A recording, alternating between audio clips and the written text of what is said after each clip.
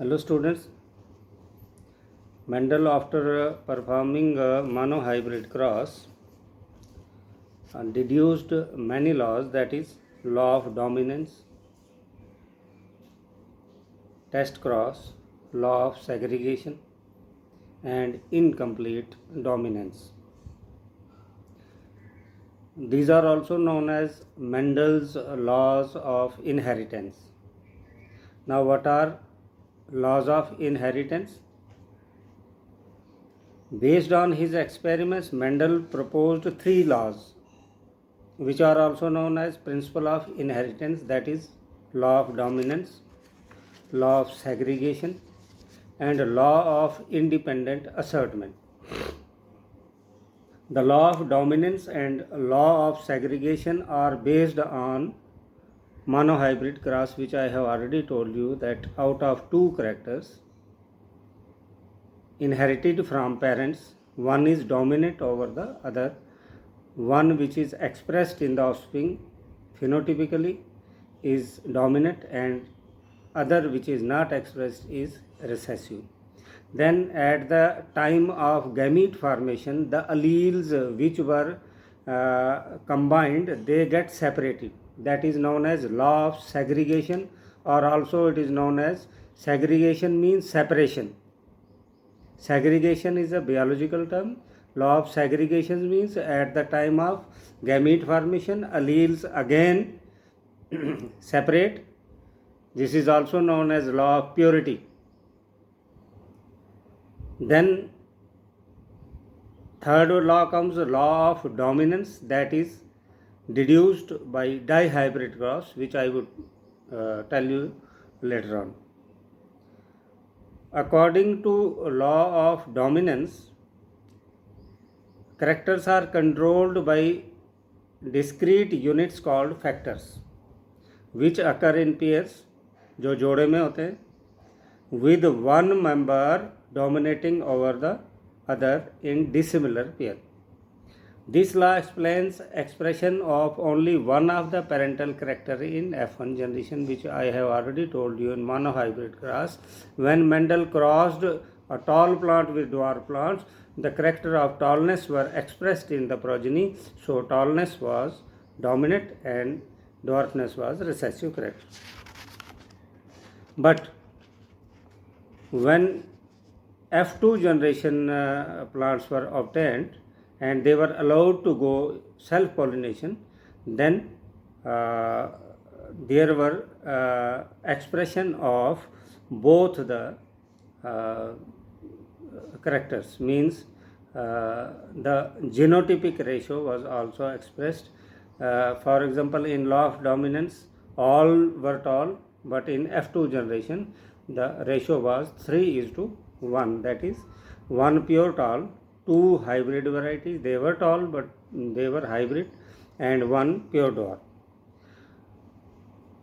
Now, what is a test cross? We know out of two characters, one is dominant over the other, but we can only know the phenotype of such plants, but we cannot know the genotype of such plants. In order to know the हम phenotype का तो पता चल सकता है हमें कि चार में से तीन जो है वो लंबे कद के थे और एक छोटे कद का था, लेकिन उनका जीनोटाइप क्या था? तो जीनोटाइप को समझने के लिए मेंडल ने एक एक्सपेरिमेंट किया जिसको नाम रखा टेस्ट क्रॉस. और टेस्ट क्रॉस क्यों बोला? To determine the genotype of tall plant in F2 generation, जहाँ मेंडल ने उनको सेल्फ पोलिनेशन करवाया था. F1 में क्रॉस पोलिनेशन कराया था टॉल और ड्वार्फ के बीच में, F2 में उसने सेल्फ पोलिनेशन कराया था. लेकिन अब मेंडल ने क्या किया कि F2 में उनकी सेल्फ पोलिनेशन नहीं करवाई, उनकी क्रॉस पोलिनेशन कराई. Mendel crossed the tall plant from F2 with a dwarf plant. This he termed the test cross. ये आपने याद रखनी है, बहुत इंपॉर्टेंट लाइन है. F2 में मेंडल ने नॉर्मली सेल्फ पोलिनेशन करवाई थी लेकिन टेस्ट क्रॉस में उसने क्रॉस पॉलिनेशन कराई। In a typical test cross an organism showing a dominant phenotype and whose genotype is to be determined, जिसका हमने जीनोटाइप मालूम करना है, उसको अगर हम क्रॉस करेंगे तो उसका जीनोटाइप इजीली एक्सप्रेस हो जाता है। मैं आपको डायग्रामेटिकली आपको यहाँ से दिखा देता हूँ, आप बोर्ड पर फोकस करेंगे। यहाँ पर हमारे पास जो है एक होमोजाइगस रिसेसिव फ्लावर है। ये छोटा w मैंने इसीलिए एक्सप्रेस किया है कि ये रिसेसिव करेक्टर है, जहाँ कैपिटल होगा वो डोमिनेंट है। ये भी होमोजाइगस रिसेसिव फ्लावर है। एक फ्लावर है जिसका फिनोटाइप हमें मालूम है लेकिन जीनोटाइप मालूम नहीं है। हमने इस अननोन फ्लावर का, इधर मैंने लिखा भी है फ्लावर अननोन, इसका जीनोटाइप मालूम करना है। अब इसके एलील्स जो बने that is small w and small w, क्योंकि ये रिसेसिव है, ये भी रिसेसिव है, small w and small w। अब ये जो डोमिनेंट फिनोटाइप है इसमें इसका जो डोमिनेंट है तो इसका w एंड स्मॉल w, इसका मतलब कि इसमें फिनोटाइप जो है वो, अगर इनको हम फ्लावर आप कलर दे देंगे जो वायलेट कलर और वाइट कलर, तो यहाँ पर वाइट कलर जो है रिसेसिव करेक्टर है। अब इसकी दो एलील्स बनी w एंड स्मॉल w, ये तो इसके अपने हैं, इसके यहाँ से w एंड w। अब इसको जैसे मानो हाइब्रिड क्रॉस में हम मैथमेटिकली करते हैं तो आप देखेंगे यहाँ 4 के 4 जो है इनका फिनोटाइप क्या है। ऐसे देखने में तो फिनोटाइप हमें लगेगा कि ये सब के सब वायलेट है। यहाँ लिखा भी है all flowers are violet in colour. यहाँ देखिए दिस वन इज़ वायलेट, क्योंकि यहाँ कैपिटल W वायलेट को इंडिकेट करता है और स्मॉल w जो है वाइट को इंडिकेट। यहाँ ये डोमिनेंट है, ये डोमिनेंट है, तो दो जो है हमारे पास वायलेट हो गए। यहाँ देखिए आप दोनों जो है वो वाइट है, तो यहाँ पर half of the flowers are violet and half are the white. तो यहाँ इस फ्लावर का जो जीनोटाइप था हमें मालूम नहीं था, तो यहाँ जाहिर हो गया कि दो जो है इसकी रेशो क्या बनेगी 2:2। फिनोटाइपिक रेशो जो है वो मॉर्फोलॉजिकल एक्सटर्नली है। टेस्ट क्रॉस उसने क्यों किया? टेस्ट क्रॉस उसने इसलिए किया कि अगर किसी भी फ्लावर का हमें जीनोटाइप मालूम करना हो तो टेस्ट क्रॉस से हम कर सकते हैं। फिनोटाइप तो हमें दिख जाता है लेकिन जीनोटाइप जो है टेस्ट क्रॉस से हम कर सकते हैं। तो रिज़ल्ट क्या निकला? यहाँ पर रिज़ल्ट क्लियर कट जो है निकला था कि इसमें एक तो ऑल फ्लावर्स वायलेट थे, इसमें आधे फ्लावर्स वायलेट और आधे वाइट थे। इसमें अननोन फ्लावर जो है वो होमोजाइगस है, ये क्लियर हो रहा है। और यहाँ अननोन फ्लावर जो है हेटेरोजाइगस है, मींस उसके दोनों एलील सेम नहीं है। यहाँ w यहाँ देखो दोनों सेम है, कैपिटल W, यहाँ स्मॉल w, तो ये हेटेरोजाइगस है, ये होमोजाइगस। तो this was all about test cross. So why he conducted test cross?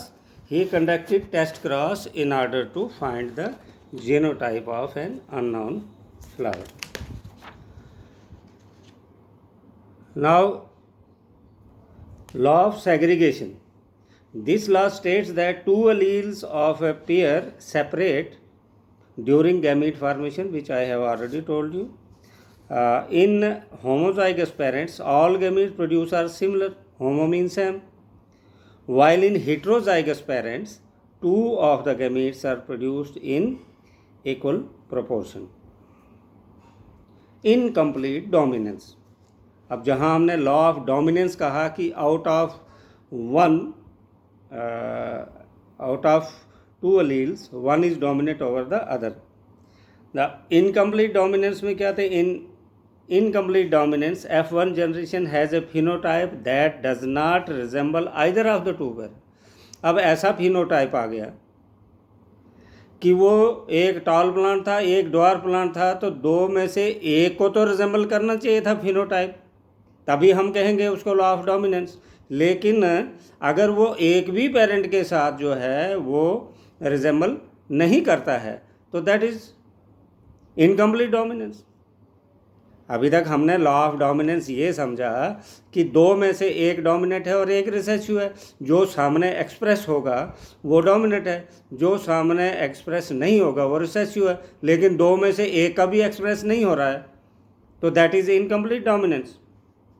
Example है हमारे पास flower colours in dog flower, snapdragon भी कहते हैं, जहाँ capital R red flowers, small R white flowers, and capital R small r pink flowers.